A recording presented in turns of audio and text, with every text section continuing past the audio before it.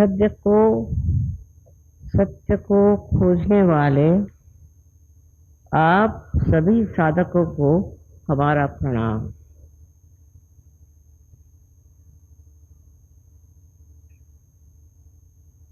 आज तक हम ये जानते ही नहीं थे कि हमें केवल सत्य मिला नहीं। जिस चीज को बुद्धि ठीक समझती थी उसी को हमने सत्य माना। फिर बहकते बहकते ये बुद्धि इस दिशा में चल पड़ी कि कोई सा भी काम करो वो ठीक है, अच्छा है, उससे लाभ है, यही करना चाहिए। सत्य से परे मनुष्य भटक गया और भटकते भटकते पता नहीं कौन सी खाई में जाकर गिरा हुआ है। ये देख करके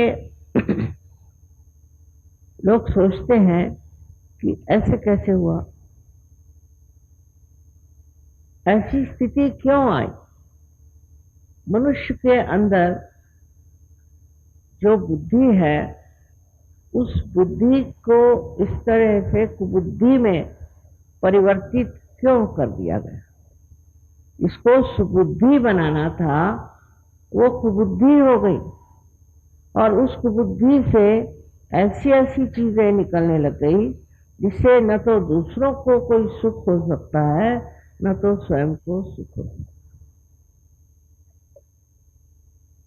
हम लोग कभी कभी घबरा जाते हैं सोच करके कि ये क्या हो रहा है, मार काट हो रही है और हर तरह का हिंसक कार्य हो रहा है, छोटे छोटे बच्चों तक को कोई नहीं छोड़ता। इस तरह की अनेक विकृतियां हमारे अंदर जो जागृत हो गए हैं उसको देख करके यही मैं कह सकती हूँ ये घोर कलयुग है, कलयुग की परिसीमा है। इतना तो वर्णन शास्त्रों में भी नहीं है कि ये ऐसा काल आएगा। उन्होंने साधारण इधर उधर की बातें की, ऐसा मुझे लगता है कि लोग जो हैं वो पीतल में खाना नहीं खाएंगे और लोहे में खाना खाएंगे।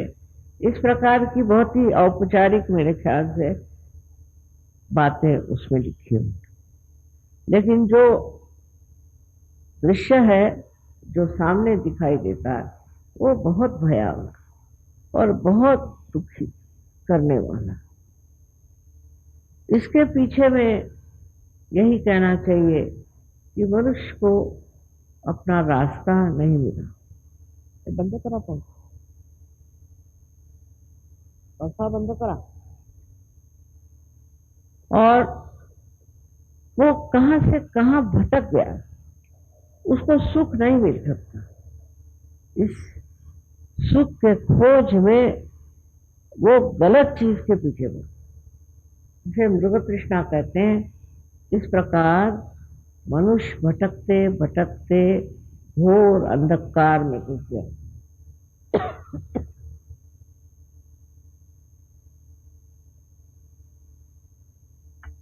वो ये भी नहीं जानता कि जो मैं कर रहा हूं ये कुकर्म है और इस कुकर्म का फल मुझको तो बुरा मिलेगा, औरों को भी मिलेगा। इस तरह की चीजें इतनी बढ़ गई हैं कि कभी कभी समझ में नहीं आता कि ये संसार कहाँ जाने वाला।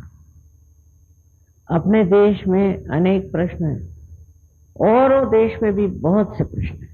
ये सोचना कि बाहर के लोग बड़े ठीक हैं ये गलत बात है। वो भी खोज में लगे हुए और उस खोज में वो देखना चाहते हैं कि किस तरह से वो उस स्थिति को प्राप्त करें जिसमें वो मनुष्यता तो कम से कम पाले।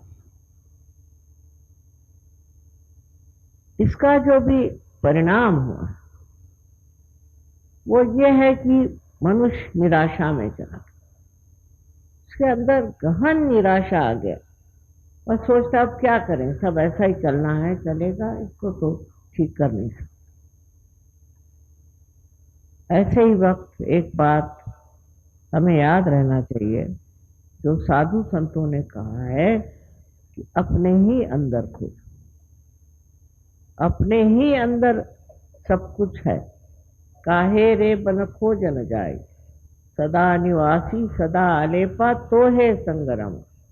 वो कौन है, वो कौन सी चीज है जिसके बारे में सब संतों ने हिंदुस्तान में भी कहा है, बाहर भी कहा है, सब धर्मों में ही कहा हुआ। इतना विपर्यास धर्मों का भी हो गया कि लोग इस बात को भूल ही गए कि जो हमारे अंदर है उसे खोजना है, और हमारे अंदर हमारी आत्मा है।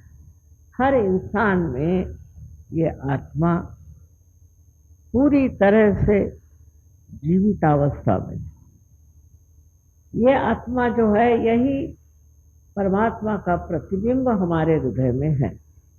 ऐसी तो बातें सभी कहते हैं, सबने ही बताया कि ऐसी आत्मा है, लेकिन लोग कहते हैं माँ हमने तो कभी जाना नहीं ऐसी कोई चीज होती। अब आपका समय आ गया इसे जानने का कि हमारी आत्मा, अंतरात्मा क्या चीज है, और इस आत्मा को हम किस प्रकार पा सकते हैं।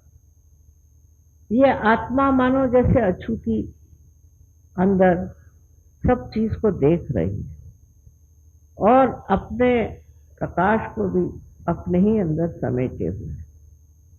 वो ये भी नहीं करती कि कहीं हम गलत काम कर रहे हैं तो उस गलत काम पे कोई प्रकाश डाले, क्योंकि हम तो अपनी सुबुद्धि को कुबुद्धि बना चुके और हम देख ही नहीं सकते कि हम कोई गलत काम कर रहे हैं। हर तरह का गलत कर्म हम करते हैं और सोचते हैं कि हम तो बहुत अच्छे आदमी। इस प्रकार हमारी सतसत विवेक बुद्धि भी खत्म हो। अब इसी आत्मा को पाने की बात है, और इस आत्मा को किस प्रकार पाया जा सकता है ये समझना चाहिए। इसी के लिए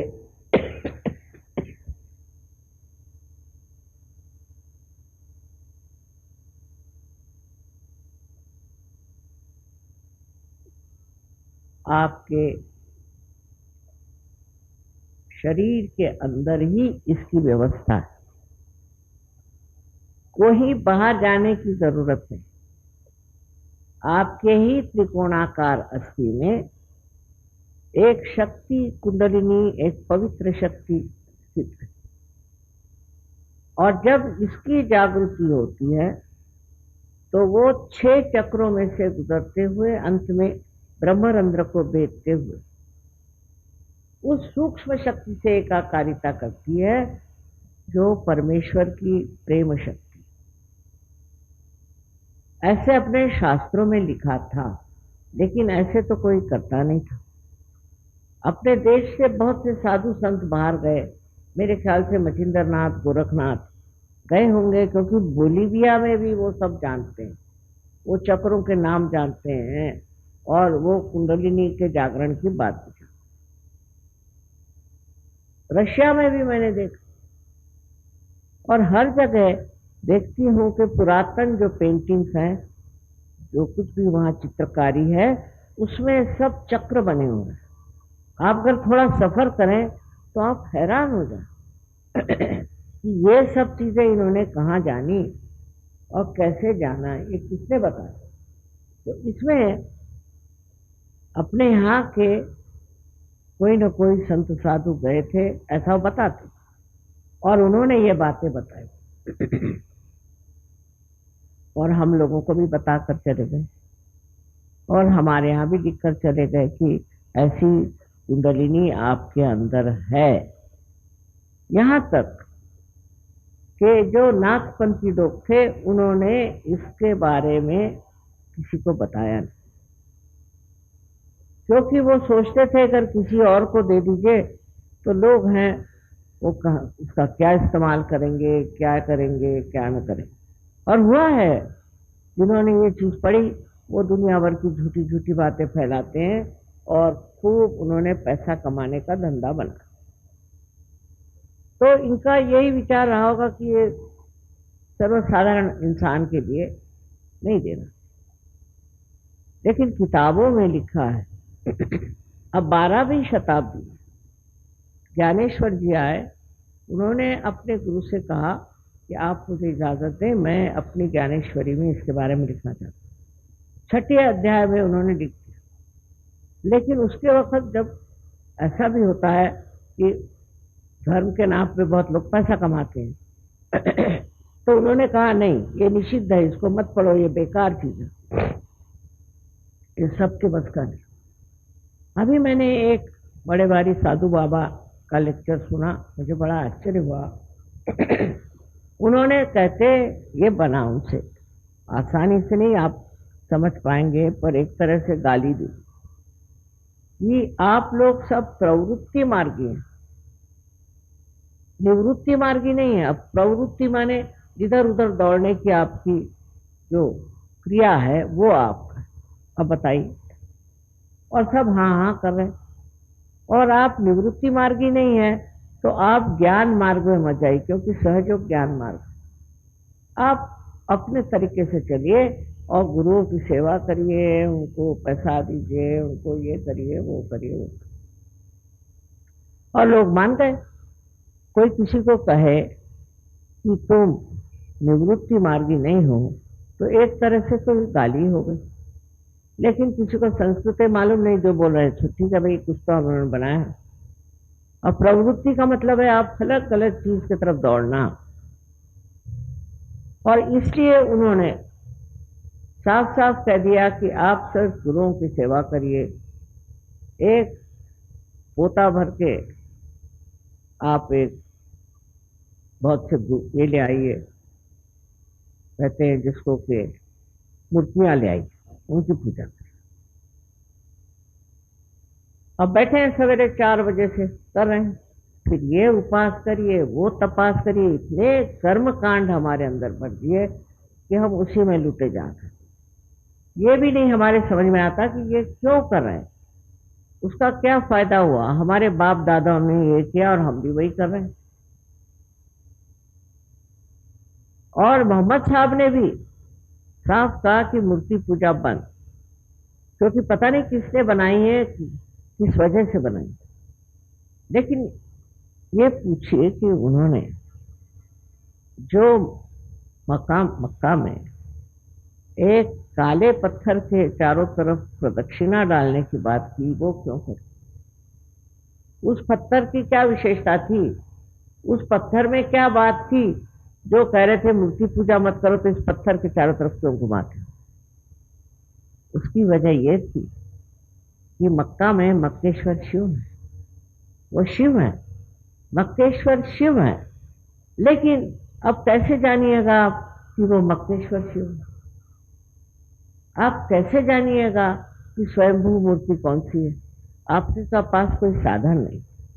इसीलिए जब ये कुंडलिनी का जागरण होता है तो ये 6 चक्रों को छोड़कर जब उस चारों तरफ फैली हुई उस दैवी शक्ति से एकाकारिता प्राप्त करती है, तब आपके हाथ में ही चैतन्य बहता है। तब आपके हाथ बताएंगे कि क्या सत्य और क्या गलत। इतनी सुंदर व्यवस्था हमारे अंदर पहले ही से बना के रखी, ये कुछ बनाने की जरूरत।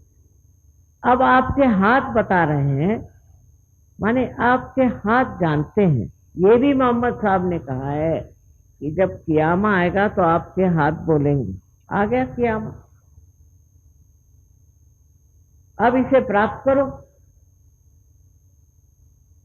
कोई पढ़ता भी है कि नहीं पता नहीं। जब हाथ बोलेंगे तो इस हाथ से पता चलेगा कि क्या चीज गलत है, क्या चीज अच्छी है, क्या चीज सत्य है।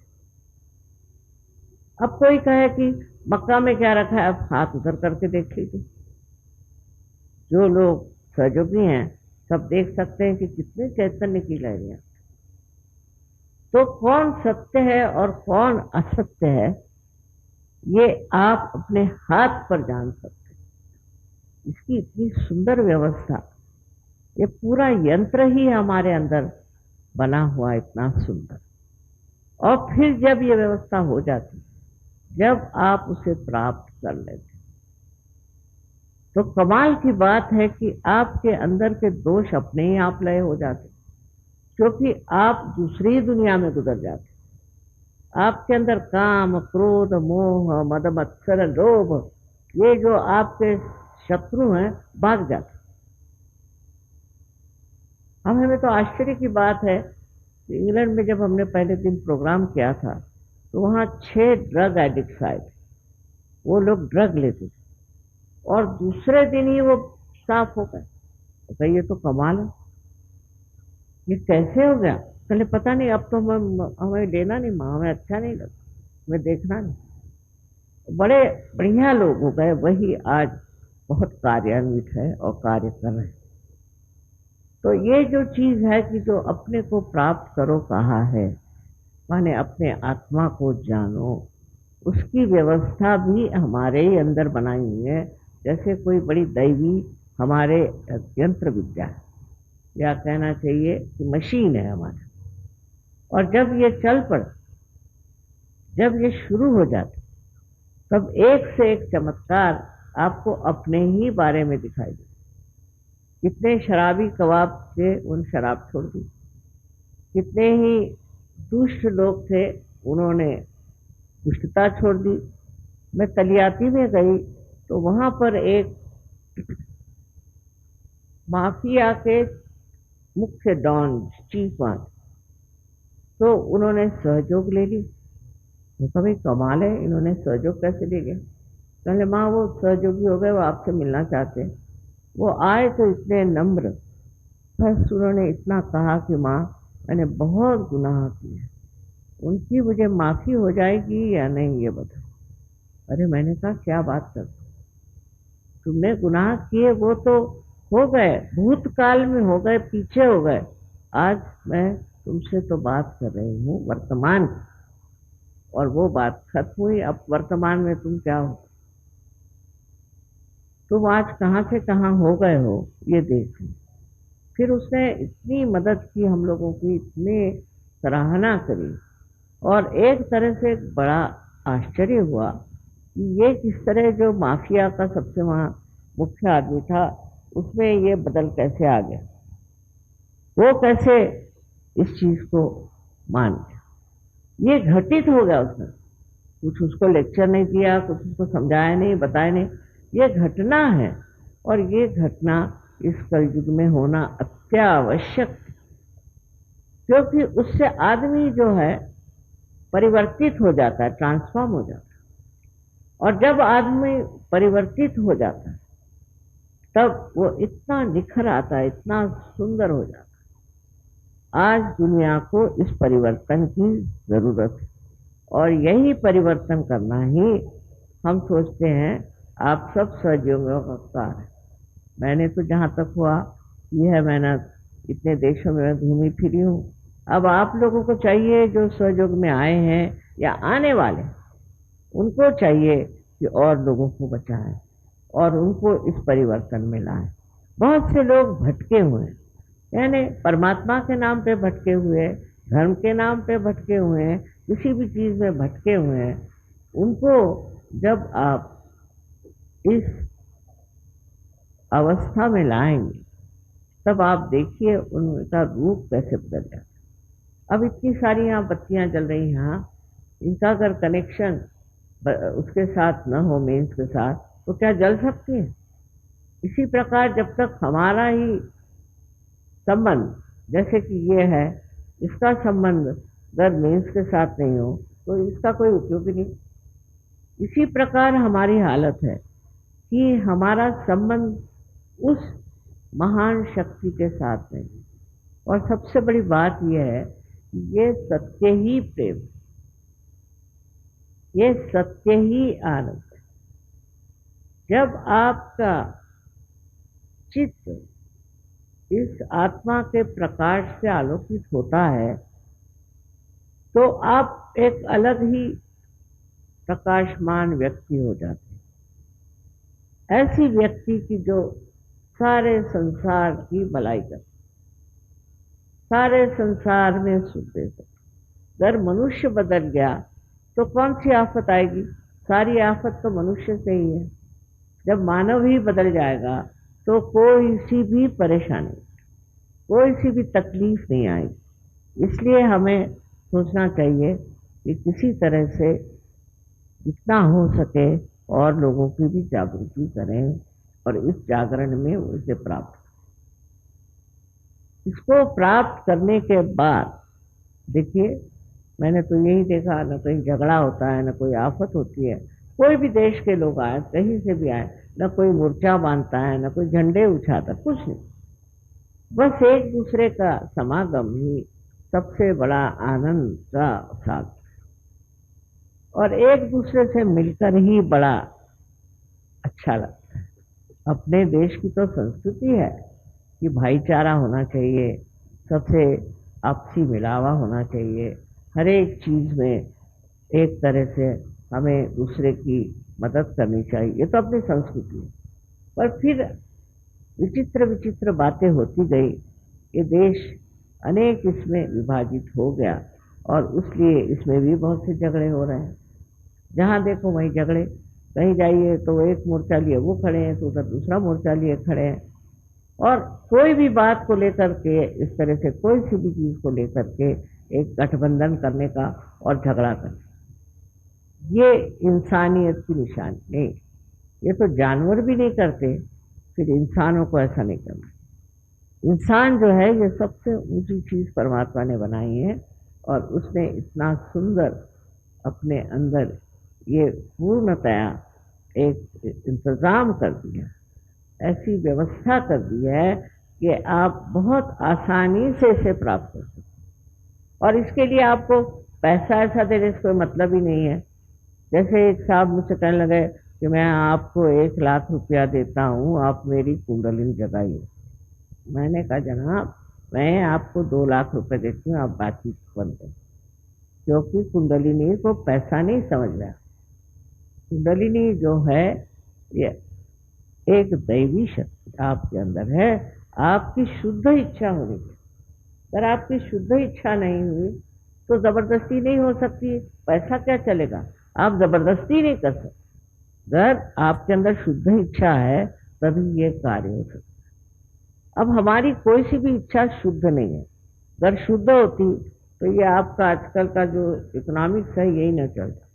इकोनॉमिक्स में क्या है कि आज आपने समझ लीजिए मारो धाड़ करके घर बनाया, उसका कोई संतोष नहीं, फिर आपको मोटर चाहिए, उसका भी कोई संतोष नहीं। किसी चीज से संतोष ही जब नहीं मिलता, इसका मतलब आपकी इच्छा शुद्ध नहीं।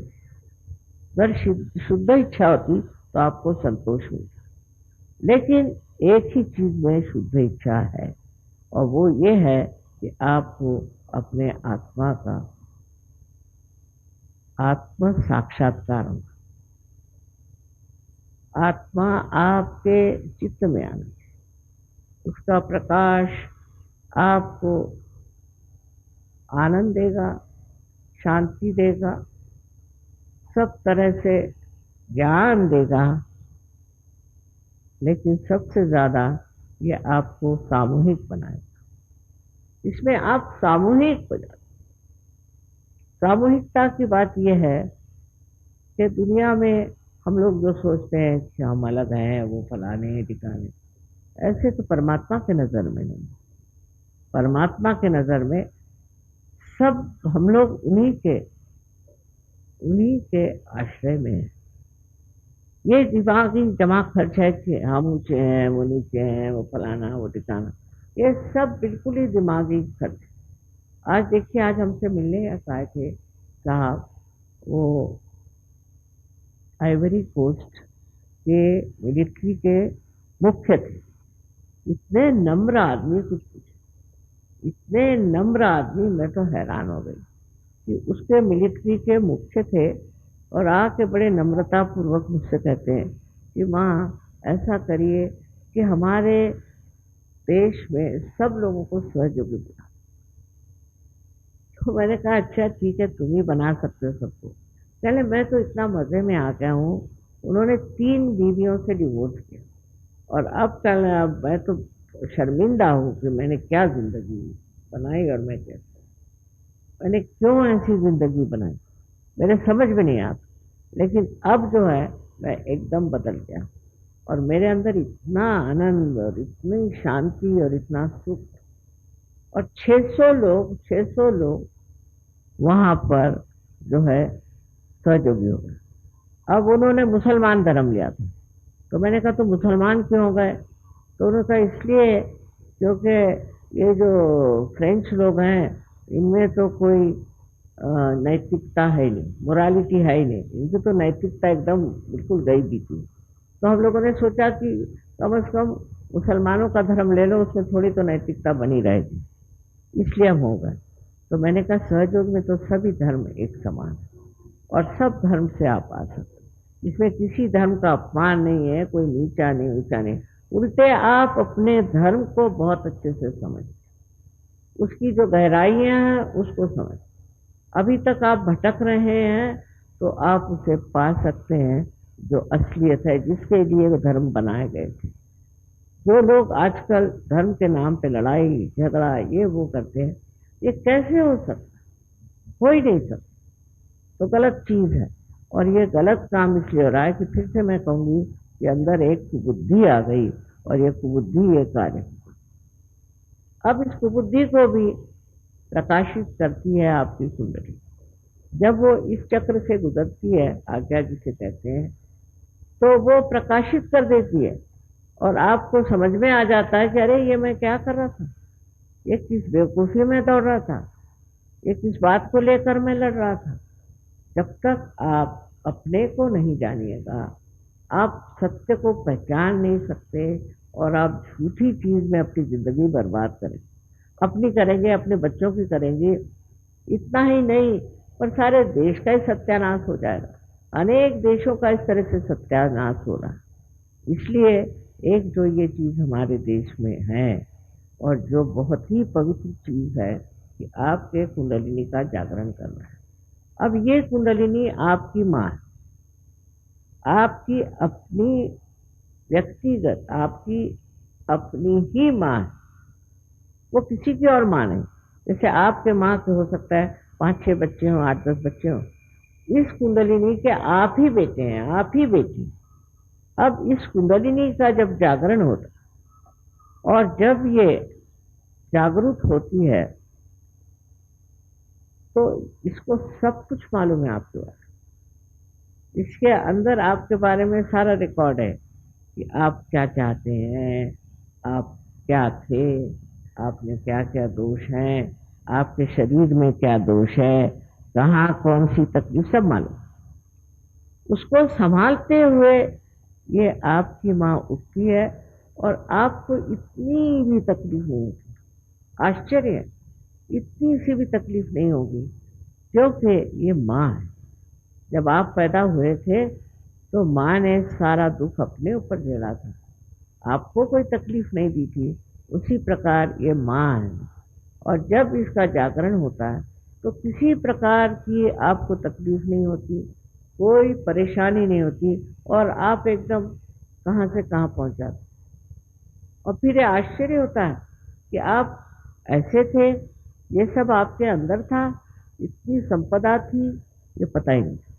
और हर तरह से आपको फायदा होता, जैसे शारीरिक, मानसिक, बौद्धिक और आध्यात्मिक, चारों स्तर पे ये चक्र कार्य करते हैं, और सब तरह से ये मामला बन जाता है। इसमें शक नहीं कि सहयोग में आने के बाद तंदुरुस्ती अच्छी हो जाती है, सब चीज अच्छा हो जाता है। इतना ही नहीं, लेकिन और जो कुछ सांपत्तिक स्थिति है, वो भी लक्ष्मी की कृपा से ठीक हो जाती है। अपने देश में जितने लोग सहयोगी बने हैं, अधिकतर उनकी सबकी सांपत्तिक स्थिति ठीक है, उनका व्यवहार ठीक हो गया, उनके झगड़े खत्म हो गए, सब कुछ। क्योंकि ये शक्ति चारों तरफ विचरण करती, हर जगह विचरण करती, और बड़ी कार्यान्वित है। और इस शक्ति के सहारे हमारा बहुत कुछ भला ही नहीं, लेकिन एक विशेष रूप का आदर्श जीवन बच जाता है। ऐसा जीवन किसी से देख सकता है, ये क्या एक आदमी है इस तरह का।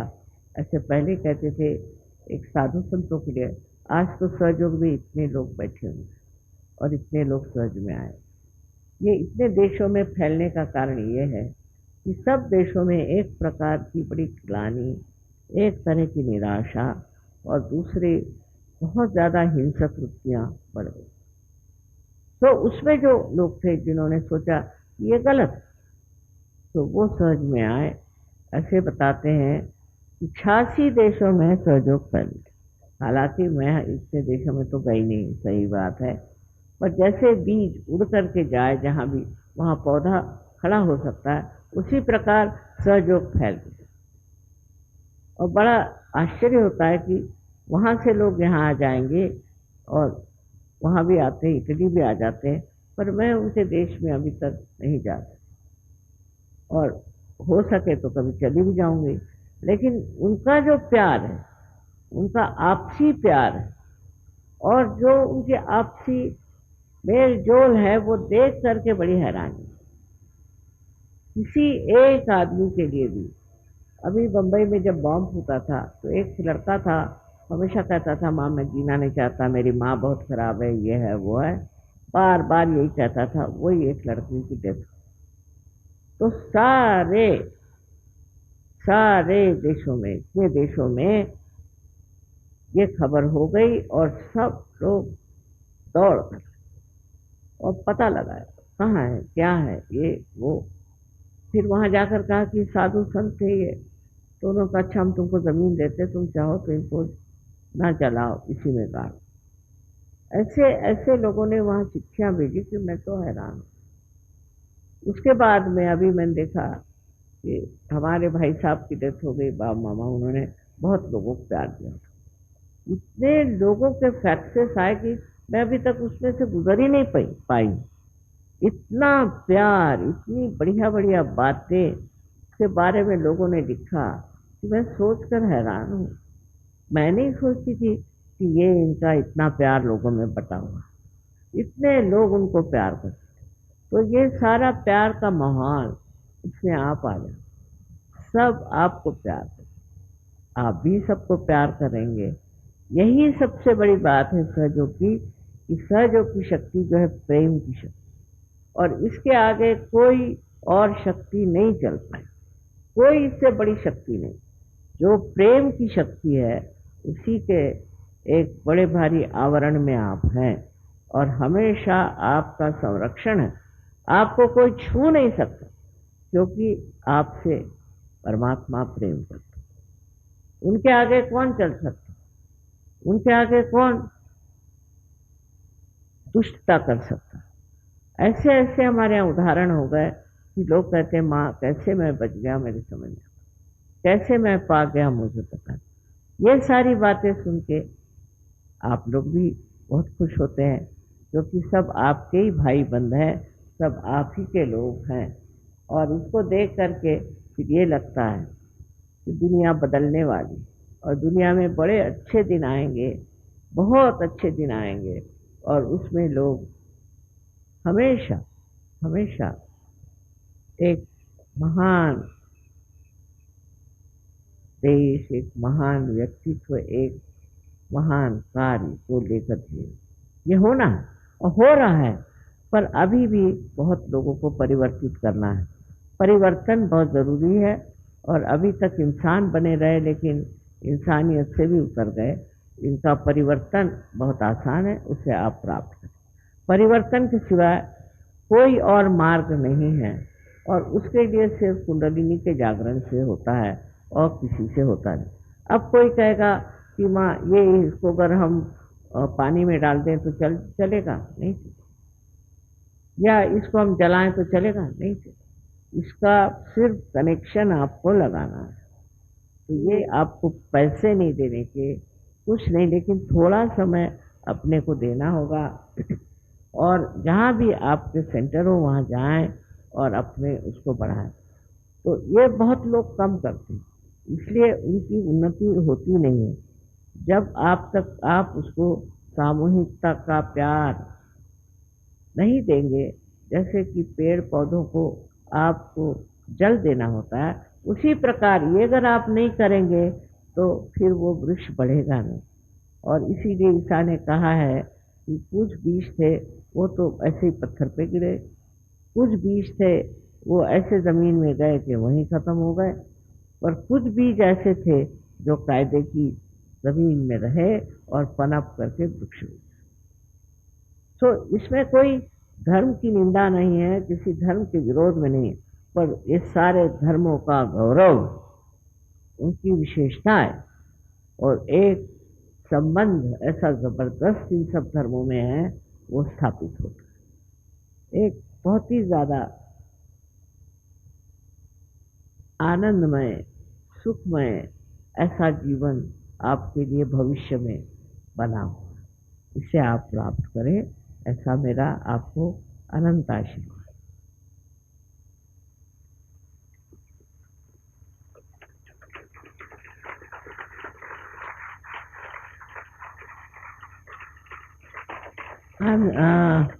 I'm very sorry I had to speak in this Hindi language, because most of the people understand only Hindi here, and you have heard me many a times in English language.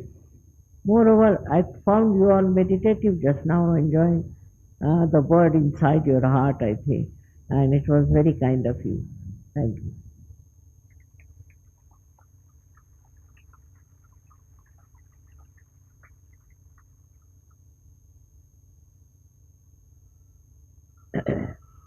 अब इसमें यही बताना कि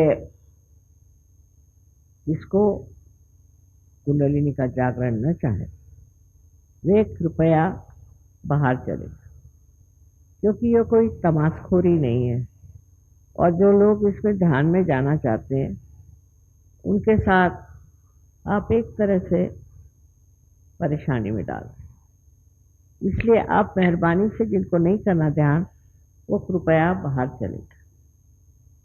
इस तरह से आप समझ जाएंगे कि आप पे कोई उत्तरदायित्व नहीं है कि आप बैठे रहें। आप आए हैं, ठीक है, आपने भाषण सुना, लेकिन आप अगर जागृति नहीं चाहते हैं तो आप बाहर जा सकते हैं, उसको कोई भी बुरा नहीं मानेगा।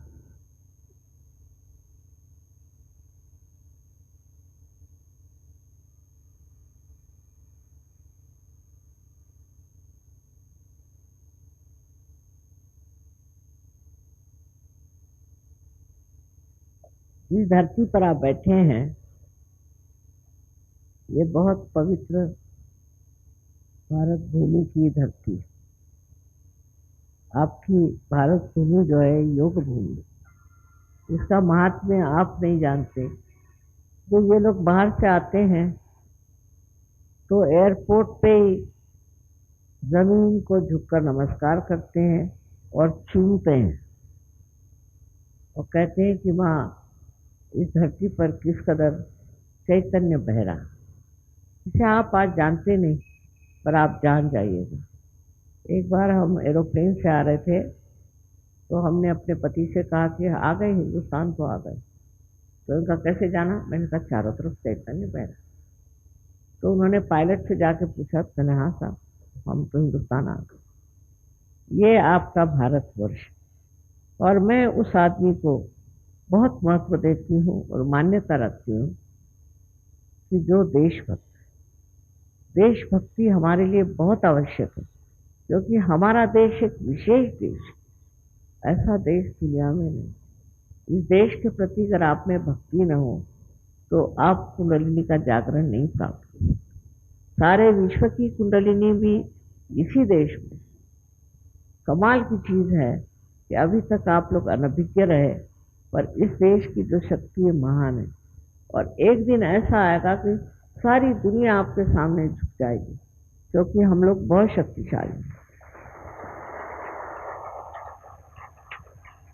वो भी झुकेगी आदर और प्रेम से, तलवार की जोर से नहीं, क्योंकि यहाँ के लोगों में यहीं के सरजमी का खाया हुआ अन्न है, उनके खून में वही चीज बह रही। तो देशभक्ति बहुत जरूरी है हम लोगों के लिए, विशेषकर सहयोग के लिए। यहाँ तक कि ये लोग जो बाहर से आए, ये भी आपके भारत को बहुत मानते हैं। यहाँ तक कि अपने यहाँ भारतवर्ष के नक्शे लगाए हुए हैं। यहाँ के जो महान महान लोग हो गए, उनके घरों में, अपने घरों में फोटो लगाए। और ये सारे जितने भी देव देवता हैं, उन सबको मानते हैं, क्योंकि वही चक्रों में विराजमान है। इस तरह से हमें समझना चाहिए कि एक तरह से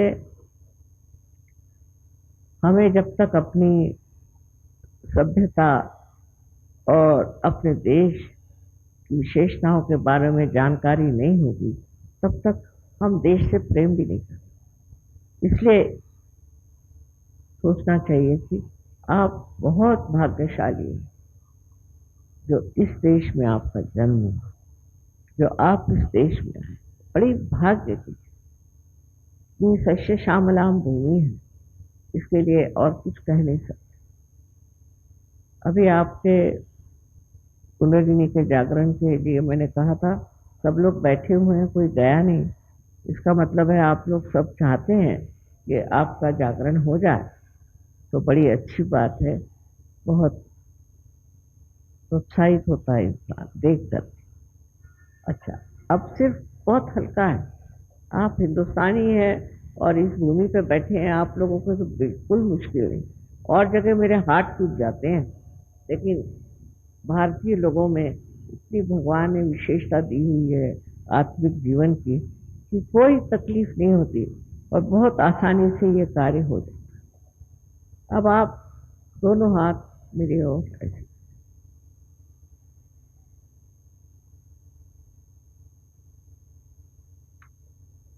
आंख मत बंद करिए, please don't close your eyes, just keep both the hands close.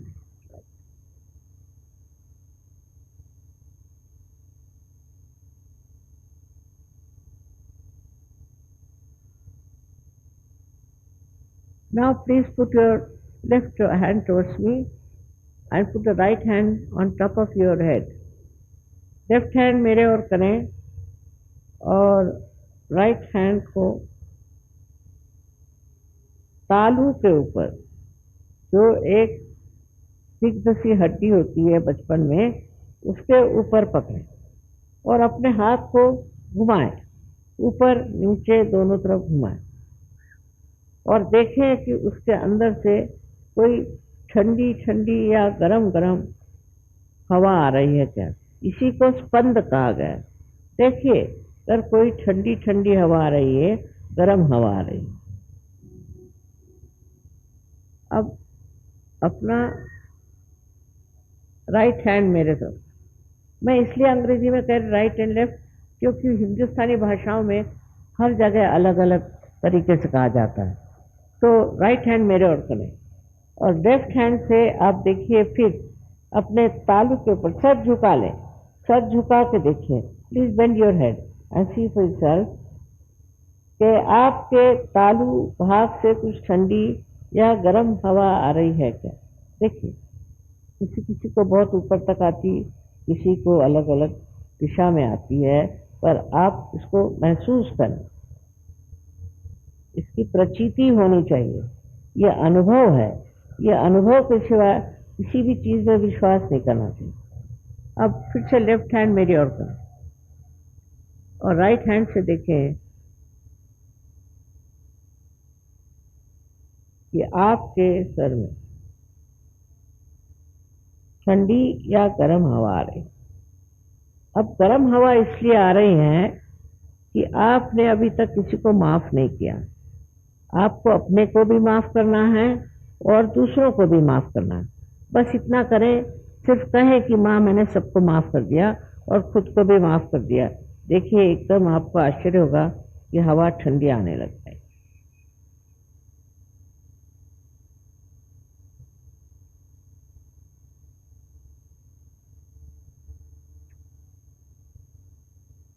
अब दोनों हाथ मेरे तरफ करें,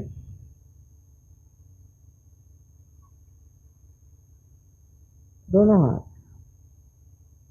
और कोशिश करें कि कोई विचार ना आए, निर्विचारिता में आ जाए,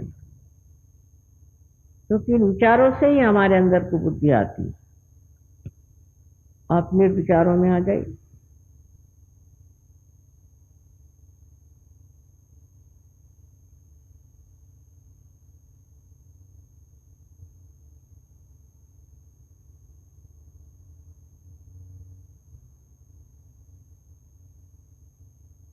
अब जिनके हाथ में या उंगलियों में ठंडी हवा आ रही या तलवे में ठंडी या गर्म हवा आ रही, और सिर से जिसके ठंडी या गर्म हवा आई हो, वो सब लोग दोनों हाथ ऊपर करें। I'm saying those who get the cooler or hot, please. वाह, सारी दिल्ली आपकी जो है, वाह वाह वाह वाह, क्या कहने। अनंत आशीर्वाद है आपको, मैं हृदय से कहती हूँ, अनंत आशीर्वाद है। सारी दिल्ली पार हो गई, अब और क्या चाहिए। अनंत आशीर्वाद, अनंत। May God bless you all. You all got realization, the whole of Delhi. Can you imagine?